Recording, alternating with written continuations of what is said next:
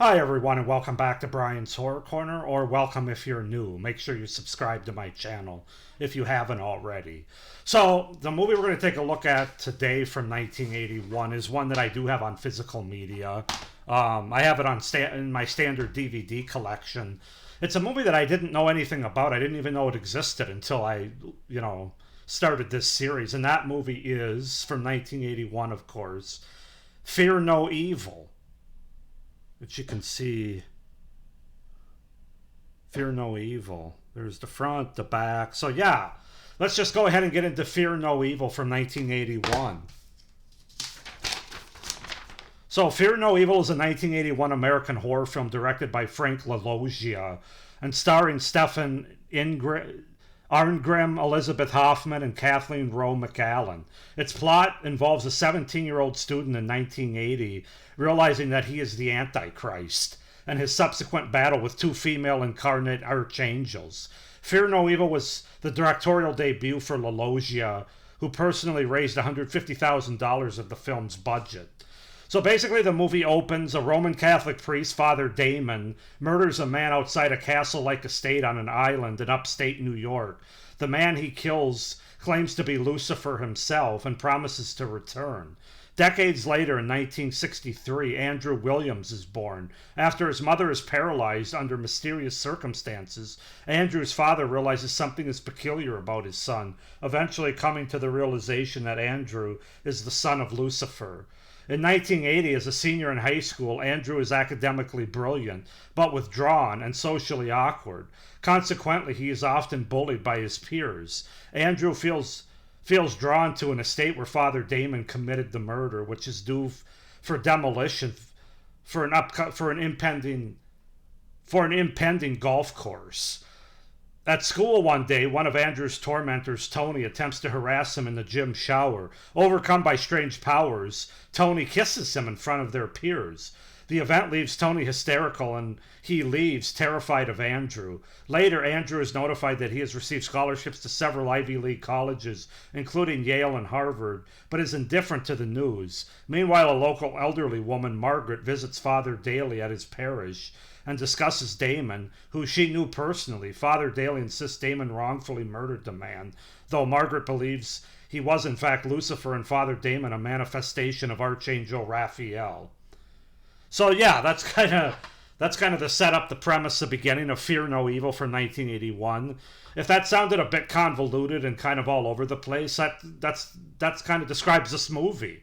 As far as the cast goes, we have Stephen Arngrim as Andrew Williams, Elizabeth Hoffman as Margaret Buchanan, Kathleen Rowe McAllen as Julie, Frank Burney as Father Daly, Daniel Eden as Tony, and John Holland as Father Damon, or Raphael, if you will, as the Archangel. So yeah, that's the setup, the premise, and the cast for the 1981 movie Fear No Evil.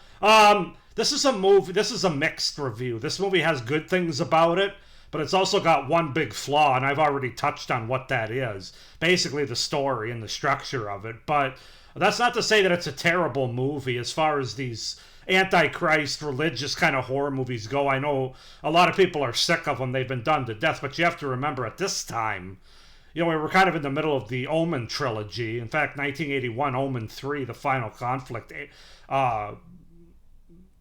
was from 1981, the same year that this movie came out. So during this time, religious horror was a bit more, I don't want to say necessarily on tap, because they did exist before then, but it wasn't quite as, people weren't quite as overt as they seem to be now. So let's talk about the good things first about Fear No Evil from 1981. And I will say the movie has a good atmosphere. There's kind of this smoke-like fog that goes throughout most of the movie from beginning to end.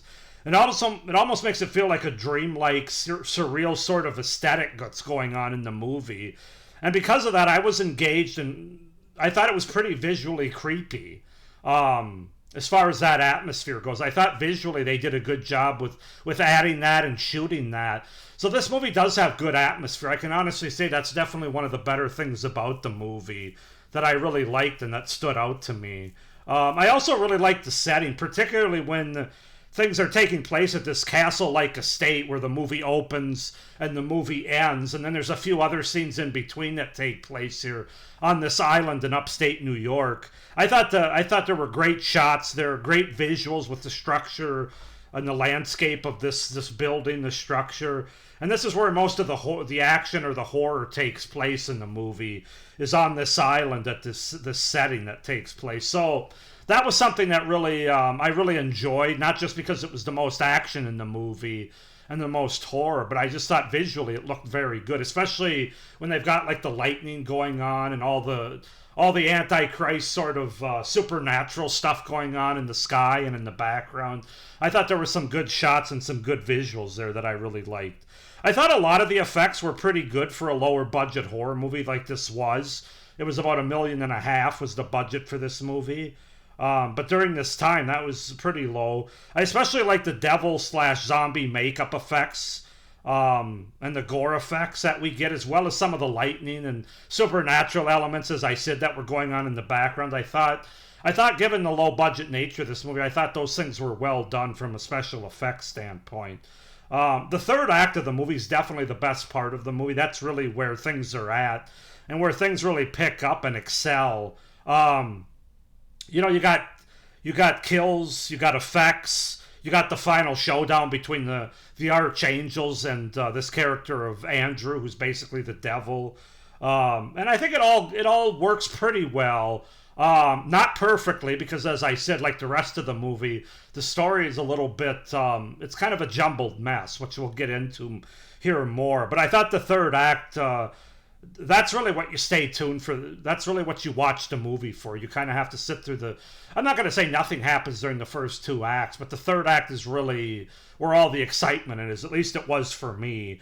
And then my final pros, I did like, as we approached the third act, I did like this whole play that was going on, this Jesus retelling scene that was happening just like outside of the island. So you could see the island in the background, and then they're acting out. I think it was like a high schoolers that were acting out this retelling of Jesus' final days and when he ultimately gets hung on the cross and stuff. And of course, when Andrew's wreaking havoc at the same time on this island, let's just say that the actor that's in this play who plays Jesus, let's just say it was a little closer to the real thing than I think he signed up for.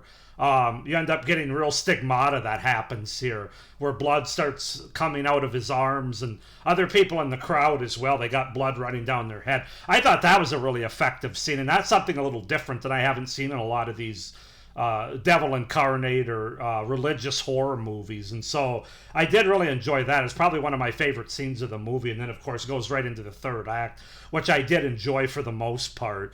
Those are my pros. As far as cons go, in case you haven't noticed how I've hinted at it like 4 times already, a lot of this movie's a bit of a jumbled mess, if I'm being honest with you. Especially the first half, in terms of, it jumps around a lot from school to other places. It jumps to this island to school, and it never really felt like the director or the storytellers really kind of had a solid direction. It was kind of swerving all over the place, and it was really hard to stay focused on exactly where this movie was going or what they were trying to do or say here. There's a lot of characters that are introduced at the beginning, some of which I didn't think were really that necessary. But overall, yeah, the story and the direction, the structure is just a bit of a jumbled mess. And there's really no clear direction or through line through this movie. And that really holds up even through the third act, which I like, because it has most of our horror in it. But still, from a story standpoint, it's still lacking more than it should have been, in my opinion. So, yeah, the story is really what lets this movie down, and how the story is told. Now, Frank LaLoggia, this was his first movie, and you could tell this was his directorial debut. While there were good things about the directing in this movie, the story was not one of them. That's where you could tell that he was a bit green behind the ears, because apparently he directed Lady in White, which I haven't seen and I don't own, but a lot of people say that's a really good movie, very effective. So, but this movie, I gotta be honest, I don't think it was a great directorial vision. But for a first-time director, obviously, I'm not going to rip him too much, but because some of like the shots and the camera work and the atmosphere was good. It's just how the story was told and executed and the structure of it that was kind of lacking there for me.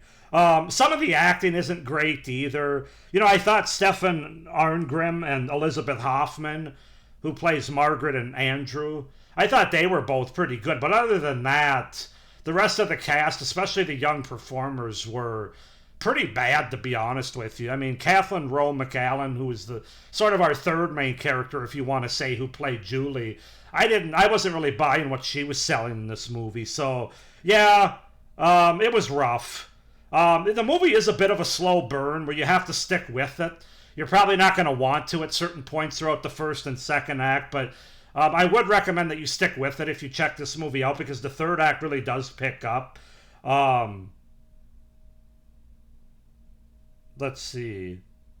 Yeah, stick with it, but it is a bit of a slow burn, the first two-thirds of the movie. I didn't think the score was really I thought the score was really weird, frankly, in this movie. Doesn't really fit the movie or what they're trying to go for with the atmosphere and stuff. Kind of feels more like a movie of the week score, if I'm being honest. It really didn't make a lot of sense, and it didn't add anything extra to the atmosphere that they already created, so that was kind of a disappointment. The undead, or the zombies at the end, that really comes completely out of nowhere. Clearly, like other movies that I've already reviewed during this time, zombies were really popular with, Dawn of the Dead, which just came out a few years earlier, but also a lot of the Italian zombie movies during this time. You can tell this movie, like other movies, is trying to capitalize on the zombie craze that's going on during this time, because there was no reason to have zombies, really, in this movie.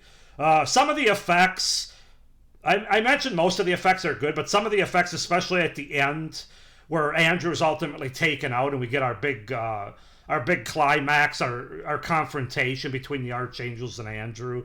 I thought those effects were a bit cheesy and outdated, I would say. It almost looked cartoonish there for a while, and I thought they focused on a little too much to make it. Kind of took me out of the movie a little bit at the end, but it was a bit rough from that standpoint. But overall, guys, I mean, Fear No Evil's not the worst movie I've ever seen by a long shot. There are good scenes, but I would say that the movie has good scenes, but not really a cohesive narrative throughout that makes it a good story that unfolds. It has good scenes, it has some good horror, some good atmosphere, a couple of good performances. But other than that, I mean, it's what we've seen before. It's your typical religious horror movie with the Antichrist coming. I mean, this, like I said, the Omen trilogy was going on and finishing up during this time. So after thinking about it, I'm going to give this movie a 6.5 out of 10, which might be a little generous for some people. But there was enough that I liked that I think justifies that rating. So 6.5 out of 10. If the story was better and more cohesive, I could see it being a 7.5 or 8. But as it is, 6.5 out of 10 for Fear No Evil from 1981 that I have on DVD here. Go ahead and comment down below what you guys think of Fear No Evil from 1981, if you've seen it before, what your thoughts are, and what your rating would be on it. Please like this video, hit the little notification bell so you don't miss any of my upcoming reviews for this series. And as I said earlier, make sure to subscribe to my channel, whether you're a returning viewer or a first-time viewer, because I have a lot of horror to throw at you guys here. Not just the rest of this series, which is the rest of February, all of April, and the first half of May, but also my other horror content, like the month of March, where I'll be reviewing a certain horror franchise, and a lot of other things coming after that you don't want to miss. So, with all that being said, thank you for watching this review. I hope everybody's doing well, and as always, of course, stay scared. Bye.